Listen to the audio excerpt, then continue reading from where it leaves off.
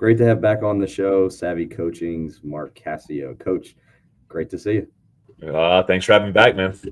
Early season here, and I'm trying to think through some things that my team's even kind of working through, but then questions get frequently from coaches.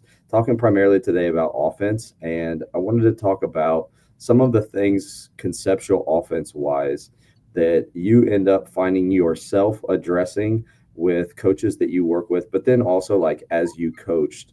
When we talk conceptually, frequently it goes back and it should go back to spacing, advantage, and then shot selection.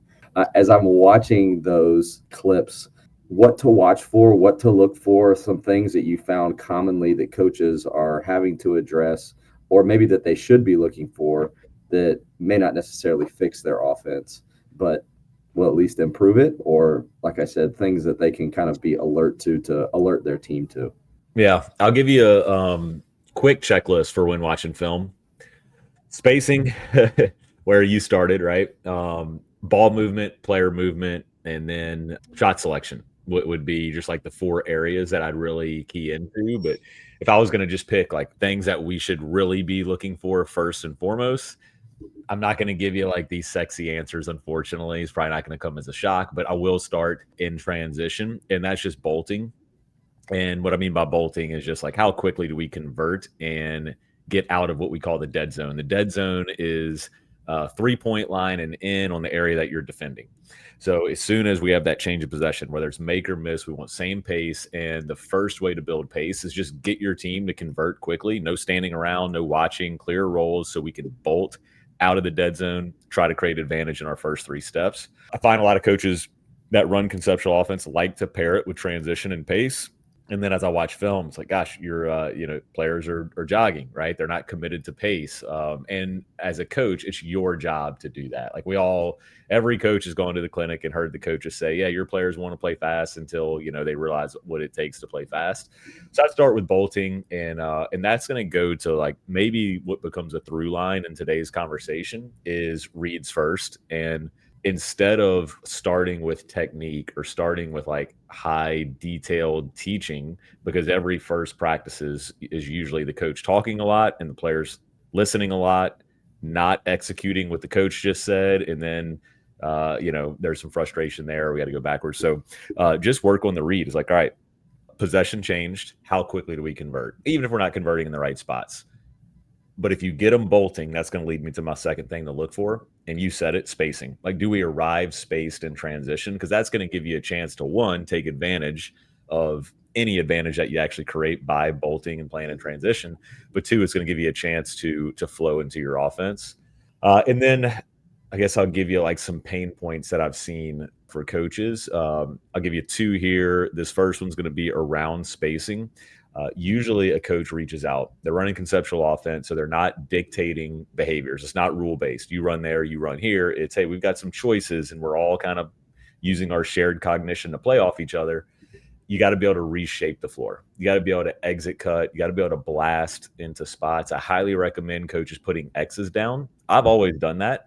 I've heard coaches be like, man, I don't want to be like, the youth coach that put X's down. Like, bro, like no shame. Put the X's down. Like you got to get your team to space the floor. Give them an XY coordinate that they can latch onto. And because if you can't reshape the floor, you can't get back into your action. One more thing on spacing. If you're well spaced, that is an advantage in today's game. If you can stretch the defense vertically, horizontally, if you can play at the 4-point line, like automatically you're asking defense to cover a lot of space. Offense always has the inherent advantage over defense because it's actor versus reactor relationship. Action's always faster than reaction. But if you're not well spaced, you're actually playing at a disadvantage. So it's really hard to get to that second principle of play that you talked about, which is advantage. So spacing, advantage, shot selection. We can't get to advantage if we can't first start with spacing.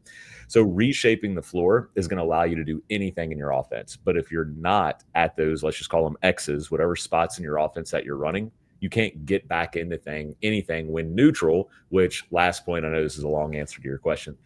Second pain point is teams not recognizing neutral, meaning offense, defense, neither one has an advantage. We need an action to create advantage. Plays are like 5 people all do this like one job to create a shot. We want to run an action, which gets defense into coverage. If we get defense into coverage, now we're in an advantage game. What I see across the board, especially in early adopters, so if like you're an early conceptual offense coach, what you're going to find is when you play with advantage and you lose that advantage, your team's going to play like they still had the advantage, which means head down, play one-on-one, drive single gaps, try to make tough plays off the bounce. And most of the time, coaches think like, gosh, our players are selfish, or they just like don't want to run the offense. Usually it's they don't know what to do. And what do basketball players do when they don't know what to do? They dribble. So one, spacing, two, reshaping, which means just like reshape to your spacing template. Three, can your team recognize neutral? And I would recommend coaches like give them a singular action that, hey, when we're neutral, we do this. If you can get your teams to do that, then you can layer any additional actions, triggers, and series on top of that. Mentioning the marks on the floor, that's been helpful for film to be able to have that reference point to go back and see like how close we are to that.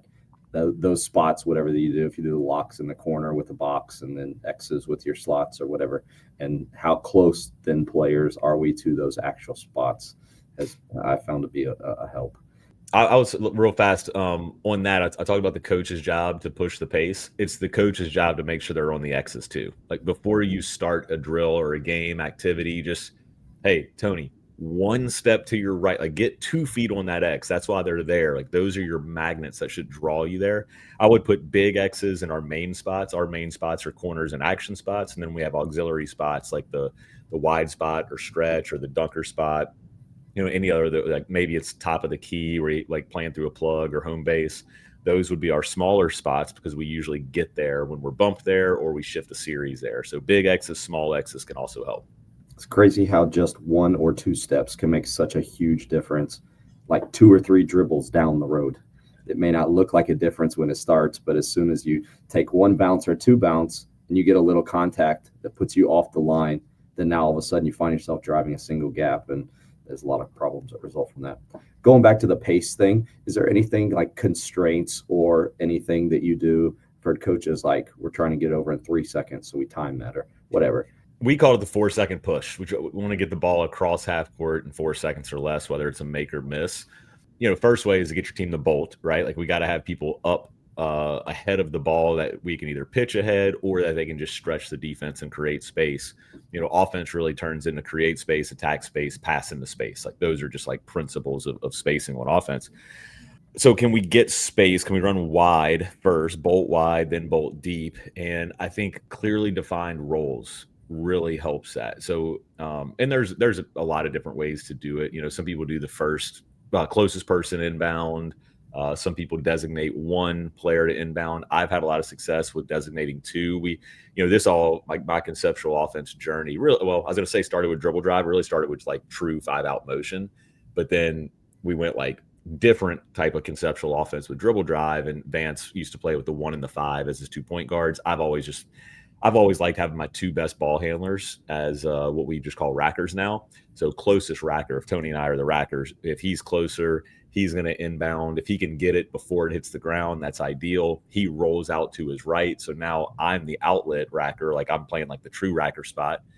Tony would be the trail, where I know that the ball is always going to go to the right side. So if I'm on the right side, I'm going out of the dead zone, try to get my outlet as deep as possible. If I'm on the left side, I'm going to, people call it a banana cut or a C cut or a sweep through and try to get that catch on the run, going up the floor outside the dead zone. We tried something, OCD coaches, I would not suggest this, but we tried something where I did constraint. You can't dribble a ball over half court, otherwise it's a turnover. And it made for very sloppy possessions and actual things that I didn't want to happen in the game, but I didn't care at that point. Throw the ball across half court. That week, we threw the ball across half court in the games, and it created so many more advantages early on for us that, again, if we had a little bit more time to kind of like play with something like that. So coaches, you may feel like that's building a bad habit, but something to try, and it's something that helped out with us. Yeah, one thing that's helped us with the 4-second push too is on a miss is be your own outlet, right? Like don't always look for the racker. To develop players to be their own outlet where they're going to break out of the dead zone with the dribble looking up has been just the opposite. You can't pass the ball across half court, which we wouldn't want that in a game either, right? We want a nice blend of both, our racker crossing the street, also pitching ahead to advantage. but that's going to develop players to be their own outlet and make them handle the ball across half court. Will it be ugly? Like you said, yeah, absolutely. But we love messy. Messy means that you're getting better. If your team is struggling with something, that means they're growing. It means they're being challenged. It means like they're in that optimal zone of, hey, we're stretching them right past their skill level. And then we just keep moving the benchmark just like we would in the weight room. You talked before about the over dribblers. Maybe it's not even an over dribbler. It may even just be the mentality that I've developed where pass, catch, attack. And so they're putting their head down. But from time to time, we'll have guys who do struggle with recognizing an early help or a second body that they've drawn. Anything that you can suggest maybe help with that?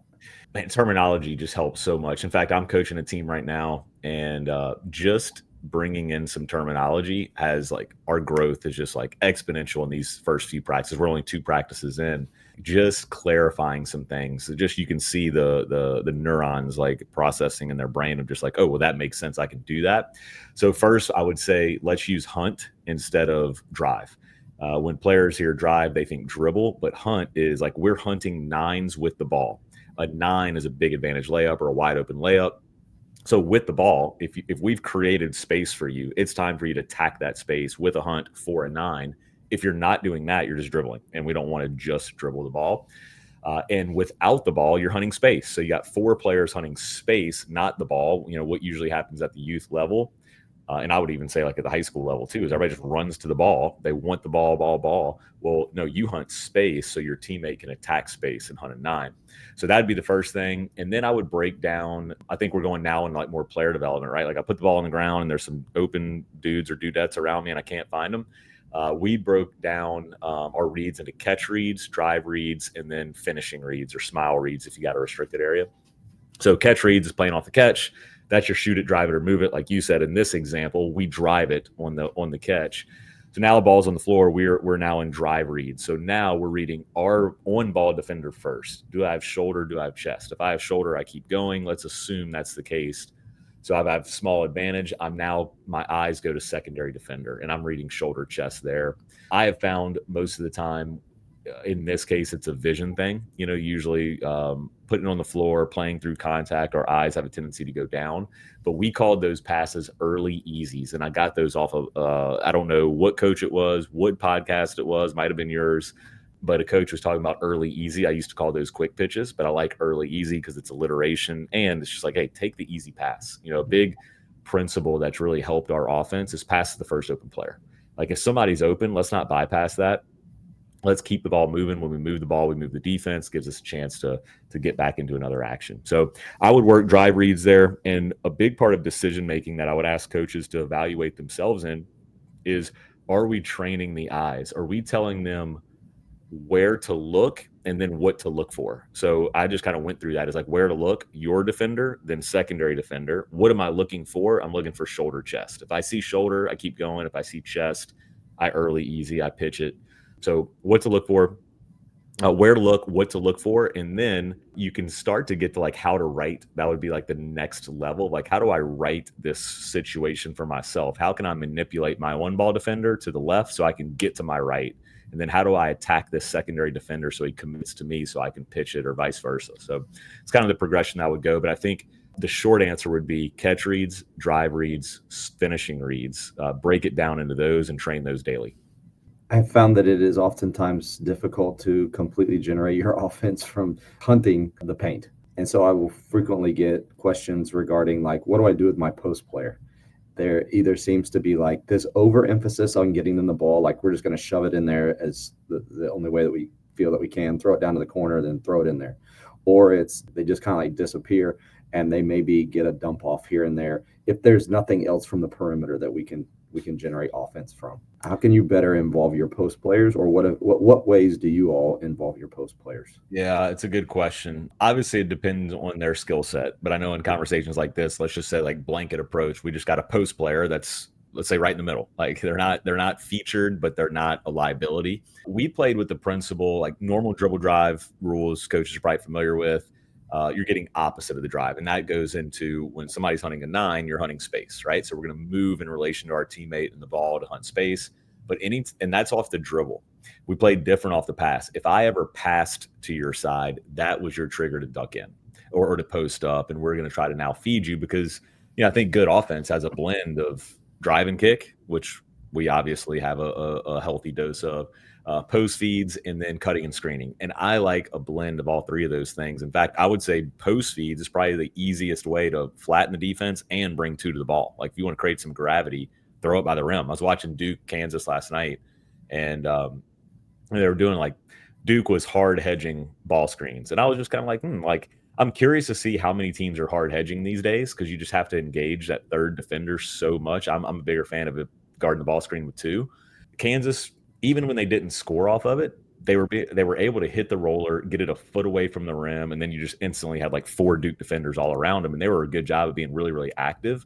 But then it was just like kick, down, up, over, like getting something good off of that, and all you got to do is just throw it in there. So that was our principle of just like how to get them some touches and some opportunities, but not, hey, just like look to post up when you can, or, like we want to give them very clear triggers on like, hey, when should you space? When should you look for the ball? And then I love blending 4 out and 5 out. So I would also blend in a trigger or 2 or 3 of how do we get you to the perimeter so we can now play through you a little bit and get X5 away from the basket, get the ball in your hands, away from the rim. But again, through clear triggers. So we got this nice balance of 4 out, drive and kick, 4 out, playing through the low post, but also 5 out and lifting that post out. Before I let you go, what's happening with SAVI? We got weekly consulting calls. They've been great lately. Coaches are getting into practice, so they're asking a lot of practice questions, game prep questions. We've got a new offensive course that our coaches are going through where Tyler and I combined race and space and drive and space. We say it's the best offensive system in the world just because it's things that we love and things that we've taught. And we just took the best of race and space, the best of drive and space, put it into one. So we're really enjoying sharing that with our members. We have a 7-day free trial on right now. So if anybody wants to just hop in, check it out. And if it's for you, join us for a month. If it's not, just cancel and you won't pay anything. But either way, we'd love to have you in there. And then if you want to go a little bit deeper, you can get an annual or premium subscription, which also gets you free membership into another membership that JP Nurbin, Tyler Costin, and myself have created. It's TOC Coach. It's all about building culture and leadership. So if that's more your jam, you can join us there. You can join us in SAVI, or you can get both. If you have any questions on that, just let me know, reach out, and I'll be happy to get you jump started. Awesome stuff. Appreciate you, Coach. Thanks for having me, man.